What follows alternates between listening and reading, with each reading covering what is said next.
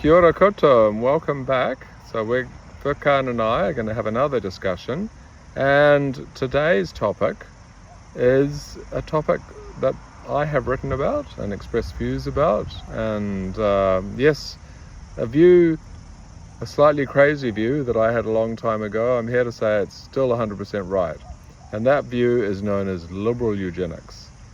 And liberal eugenics has an interesting history. So the word eugenics is associated with some of the worst evils ever done in the 20th century. So eugenics is the idea of basically producing better people in the future by choosing their inheritance. So you might select their genes, choose the qualities of the people who get to be born. And the idea of liberal eugenics, so that's obviously quite evil. And if you look at some of the evils done in eugenics, in the name of eugenics, basically in Nazi Germany, they decided to improve the quality of the German people by basically making it the case that disabled people couldn't reproduce and by murdering them. So that's an obvious evil. So liberal eugenics is the idea that you can actually fix that view by giving power not to the state but to individuals, and for individuals to make choices about their own children. So I can't choose anything. I can't tell Furkan what to do. I can't say reproduce, so you must reproduce.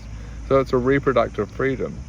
So we have reproductive freedoms like the reproductive freedom to have children or not, and now we can have the reproductive freedom to choose some of our children's characteristics. What do you think about that obvious truth, Furkan? Well, I have obviously a disagreement with it. I don't agree with Nick again. I don't think I'll agree with him at all in this paper, but let's see. I don't agree, Nick, because it's still a kind of a control over living by death. It's like a tyranny of dead people over living. So as if you're making a character in a game, you choose your qualities of the son, and what if that kid doesn't like it? You take away the freedom from your future kid and you decide how they're gonna look. Are they gonna be smart? Are they gonna be fast?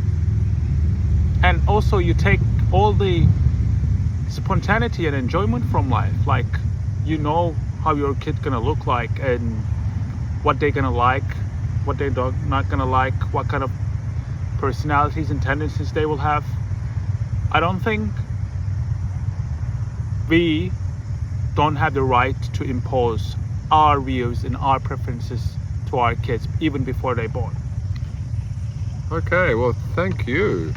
So here's a question I have. I mean, you're right, but we don't live let's look at what happens in the real world. In actual fact, we make choices about the lives of others all the time.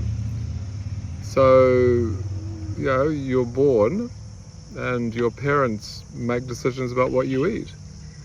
Then you go to school and you don't, as a 5-year-old, decide what kind of schooling you want. I'm a Catholic, I want a Catholic school. Your parents decide. So in actual fact, choosing your hereditary material is little different from that. And I agree that there's a bit of a problem in making too many. If I choose everything about my child, then that's too much. I have to leave a lot over to them. But if I'm motivated basically to give them the good life, then surely I can make some choices. So in a way, the liberal eugenic choice is a matter of sort of saying, well, don't go overboard, but you can choose some things. And that still leaves a lot for children to grow up and decisions to make for themselves. Well, I mean, I get the point when you said that you shouldn't choose everything and there should be some limit or control over it, but you make the choices for your kid that they can't change. They can't change their eye color, they can't change their height, they can't change their hair type, and you pick that for them, and it's kind of constraining for them, and you indoctrinate how you want them to look like. Also, another point is, imagine everyone starts to have similar kids. You know, everyone wants like tall kids, smart kids, athletic kids. So everyone is gonna end up being the same if we do that, don't you think? Well, I mean, yes, thank you. These are good points. And yes, but I mean, not parents don't all choose the same kinds of schooling for their kids. I mean, there's still a lot of variety, isn't there? And I mean, so people can still and think about it.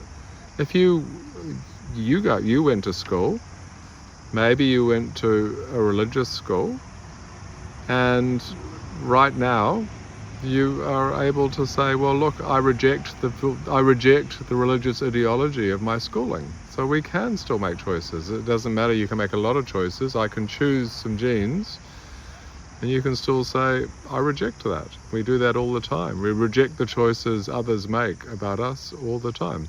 Now, just as a follow-up to that, that is a view that I have advocated. It's a view that I no longer hold. I mean, it was fun to write it, because when I wrote it, it really launched my career as an academic philosopher, because it annoyed a very famous philosopher called Jürgen Habermas, and he wrote about me being bad in a book. And suddenly here I am in New Zealand, a young New Zealand philosopher no one's ever heard of. Suddenly I'm Dr. Evil. And that was kind of fun for a while. But it does mean that when you present a view, one of the reasons I no longer believe that is I presented it to smart people like you guys, who basically looked at me and said, the kinds of things that Furkan just said, you've got to be joking. And I said no. And then I said, maybe I am joking. And so I ended up going for entertaining different views. But anyway, so thank you.